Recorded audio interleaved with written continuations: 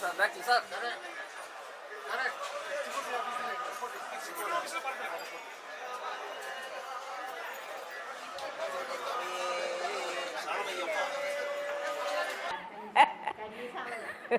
നൂറ് വയസ്സിലേ കന്യാസ്വാമിയായിട്ട് വന്നു, അയ്യപ്പൻ്റെ അടുത്ത് വന്നു. അപ്പം 3 വർഷമായി, 3ാമത്തെ വർഷമാണ് ഇപ്പോൾ വന്നത് അയ്യപ്പനെ കണ്ടത്. ചെറുതിലെ ഞാൻ കണ്ടിട്ടുണ്ട് അയ്യപ്പൻകുട്ടിയെ.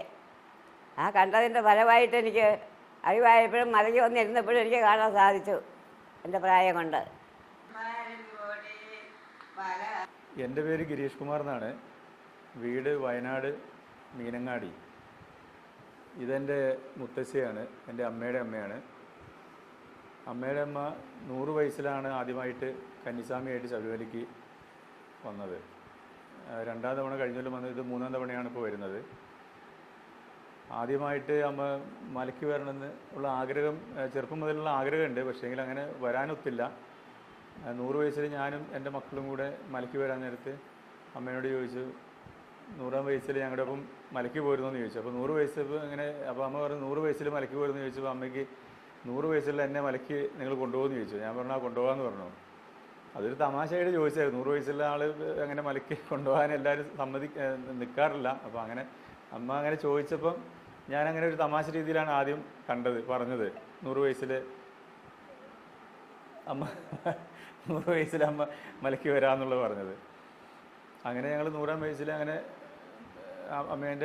അമ്മയ്ക്ക് ആഗ്രഹം ഞങ്ങൾ സാധിച്ചു. 100 വയസ്സിൽ അങ്ങനെ ആദ്യമായിട്ട് ശബരിമലയ്ക്ക് വന്നു, കന്നിസ്വാമിയായിട്ട് 100 വയസ്സിൽ വന്നു. 100 വയസ്സിൽ വന്ന് പിറ്റേ കൊല്ലവും ആയപ്പോൾ ആ മാലിടേണ്ട സമയമായപ്പോൾ ഞങ്ങൾ മാലിടുക, അമ്മ വരുന്നുണ്ടോ എന്ന് ചോദിച്ചു. 100ാം വയസ്സിൽ ഒന്ന് പോയതല്ലേ, അപ്പോൾ 101ാം വയസ്സിൽ ഒന്നുകൂടെ ഞാൻ വരുമെന്ന് പറഞ്ഞു. അങ്ങനെ 101ാം വയസ്സിൽ വീണ്ടും ഞങ്ങളുടെ ഒപ്പം വന്നു. കഴിഞ്ഞ കൊല്ലം വന്നു. അതും എല്ലാ സൗകര്യങ്ങളും പിന്നെ ഇവിടെ തിക്കും തിരക്കൊന്നും കൂടാതെ പിന്നെ എല്ലാ സൗകര്യങ്ങളും കറക്റ്റ് ഇവിടെ ചെയ്ത് കിട്ടി. Wayanad MLA IC Balakrishnan sir അതിനെ ഞങ്ങളെ കുറേ സഹായിച്ചു. പിന്നെ അതുപോലെ ഇവിടെ വന്നപ്പോൾ ദേവസ്വം ബോർഡ്, പോലീസുകാർ എല്ലാ സഹായങ്ങളും ഉണ്ടായിരുന്നു. അപ്പോൾ അതുകൊണ്ട് എല്ലാം നല്ല വലിയ തിക്കും തിരക്കൊന്നും കൂടാതെ നല്ല ക്ലിയറായിട്ട് ഞങ്ങൾക്ക് തൊഴാൻ സാധിച്ചു. അപ്പോൾ ഈ കൊല്ലം വന്നപ്പോഴും അതേപോലെ മുൻകൂട്ടി അമ്മേ